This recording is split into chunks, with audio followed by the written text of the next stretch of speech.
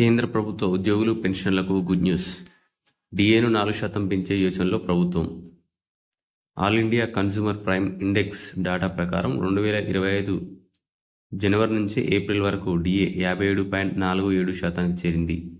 దీంతో 2025 రెండవ అర్ధభాగంలో డిఏ 3% పైగా పెరగవచ్చని అధికారులు అంచనా వేస్తున్నారు. 7వ వేతన సంఘం ప్రకారం ఈ పెంపు 3% పెరగవచ్చు.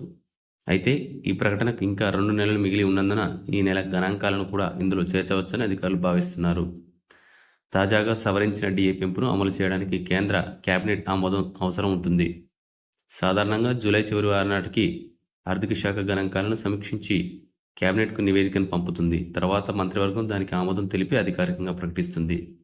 ఈ ప్రకటన తర్వాత నెలల వారీగా బకాయిలు కూడా చెల్లించబడతాయి. అయితే ప్రభుత్వం ఏడాదికి 2 సార్లు డిఏలు పెంచుతుంది. మొదటిగా జనవరిలో డిఏ పెంపు ప్రకటన చేసి ఈ ప్రకటనకు సంబంధించి డిఏలను మార్చి, ఏప్రిల్లో చెల్లిస్తుంది. రెండోసారి జూలైలో డిఏలను ప్రకటించి 2-3 నెలల తర్వాత వాటిని చెల్లిస్తుంది.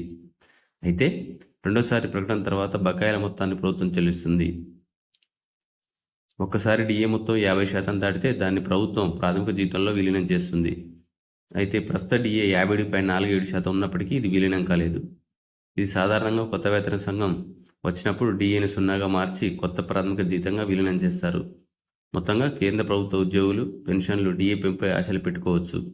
అధికారిక ప్రకటన కోసం జూలై చివరి వారం వరకు వేచి చూడాల్సిందే.